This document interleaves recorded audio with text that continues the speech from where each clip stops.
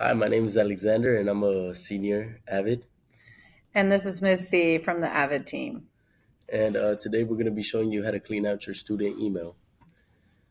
Yeah, so as you can see, we're in this student portal, and if we scroll all the way down, we should find the student email app. But as you can see, it's at the very bottom. And she recently showed me a little trick that you could scroll all the way up with it and drag it to the top. So it makes it look more organized, just in case if you ever need to find anything quick. Makes it look organized, or is it? It's organized. All Okay. right. Yeah, we could go ahead and click it.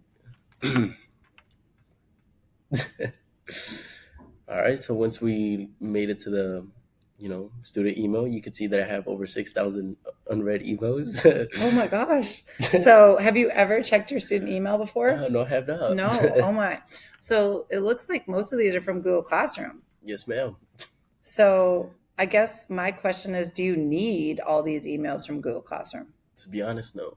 Okay, so that's gonna be part 2 of this video. We're gonna change your settings so you don't get 6,000 Google Classroom emails. Yeah. But today we're gonna delete all of these. Is that okay if we delete just all of them and start fresh? Yes, ma'am. Okay. Do you remember how I told you how to do that? So you go to the right click, right? Is it? Right. So you hover over your inbox and then you right click. Do you know how to right click with a Chromebook? I don't think we have that option. Yeah, you do. I'm going to show. Watch. 2 fingers on your mouse pad is a right click. So you hover your mouse and you take 2 fingers, and that's a right click. For real? Yeah, for real. Try it out. He's on his Chromebook right now. I don't even try that out. With 2 fingers. Go to something that you want to right click on. 2 fingers. There you go. Right click. Boom. Pro tip number 4 you're going to get today. All right. So now, if you see here, you get this empty folder option. So are you 100% sure you're okay with that? Yeah, I'm okay with it. Let's go. So it's going to double check. You got 100 more messages that it says. Lot. So once you delete it, it's going to be gone. But that's okay, because I'd rather us start fresh so you actually check your email. Yeah. Delete all. Now look at your deleted items. Now you have 6,000 deleted. So let's do the same thing. Right click, 2 fingers on your Chromebook, and empty this folder. And then now they're going to be wiped completely and gone. Yeah, that's good. Yeah, that's real good. So did you see how we had that option, though, if we right click to create a subfolder? Yeah. So let's do that. So right here, then, go ahead and type in AVID or some sort of folder that you want. AVID. Okay. And then save. So now if you get future messages from AVID that you want to keep, you can grab it here and drag it and drop it into that folder.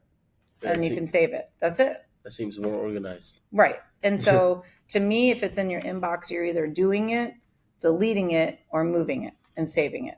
Yeah. Seem good? Yes. Okay. So you had so many emails, Alex, that it's still trying to empty. That's crazy. Okay. So while that magic is happening, let's pop over to Google Classroom.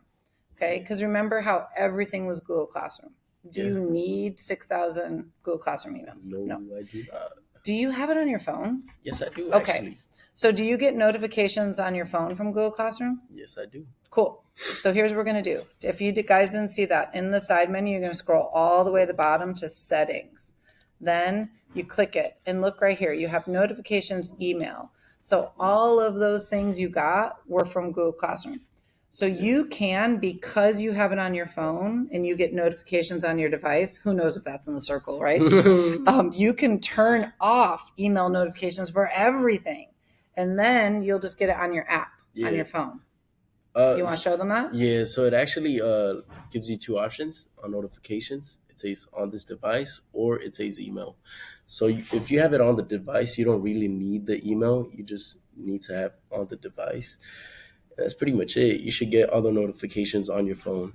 Okay. And let's say you don't have email, though. Don't turn off completely, because you might want to know some of these things. Like if your teacher is commenting a private comment or someone's adding you comments that mention you, you probably don't want to delete those, right? Yeah. You want to get those.